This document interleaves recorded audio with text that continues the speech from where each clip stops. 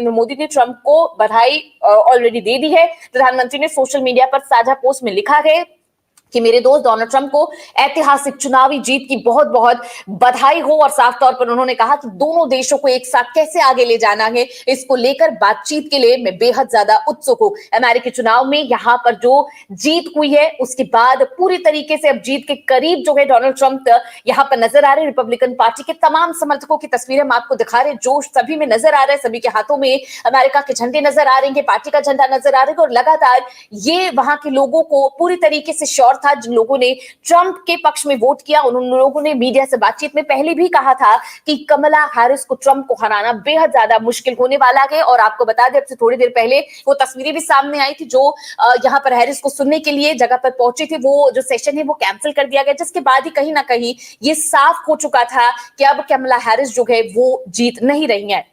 आपको यह भी बता दें कि अमेरिकी राष्ट्रपति चुनाव में जबरदस्त बढ़त बनाने के बाद रिपब्लिकन पार्टी के उम्मीदवार डोनाल्ड ट्रंप ने समर्थकों को संबोधन करने में यह भी कहा कि ये जो तमाम चीजें हैं, चाहे वो युद्ध को लेकर हो या फिर जो अवैध घुसपैठ हो, इन तमाम चीजों पर नकेल कसने का काम जो है वो किया जाएगा। इसके अलावा आपको हम तस्वीरों में भी दिखा रहे कि किस तरीके से लोगों में जोश नजर आ रहा है। साथ ही इस वक्त की बड़ी खबर यह है कि पीएम मोदी जो है उन्होंने यहां पर ट्वीट कर डोनाल्ड ट्रंप को बधाई जो है दे दी। उन्होंने कहा कि आप अपने पिछले कार्यकाल की सफलताओं को आगे बढ़ा रहे हैं, हम सब मिलकर अपने लोगों की बेहतरी के लिए काम करें, यही वो यहां पर जता रही है। दूसरी तरफ वैश्विक शांति, स्थिरता और समृद्धि की ओर हमें बढ़ना है। डोनाल्ड ट्रंप 266 सीटों के साथ बहुमत के बिल्कुल करीब जो है वो यहां पर नजर आ रही हैं।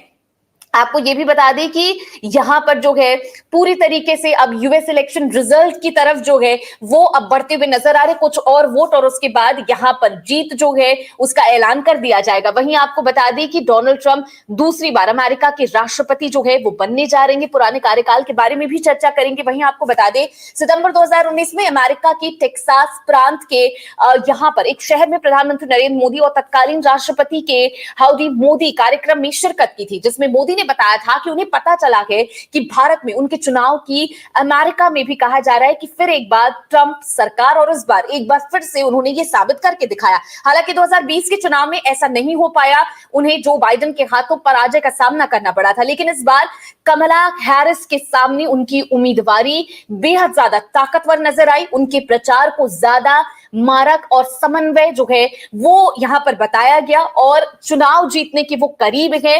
भारत के आपको बता दें नजरिए से इसका विश्लेषण जो है वो कई तरीके से किया जा रहा है, हम भी आपके लिए बता देते हैं। सबसे पहला पॉइंट दोस्ती है। डोनाल्ड ट्रंप और प्रधानमंत्री मोदी के बीच काफी ज्यादा दोस्ताना संबंध जो है हमेशा से देखे गए हैं।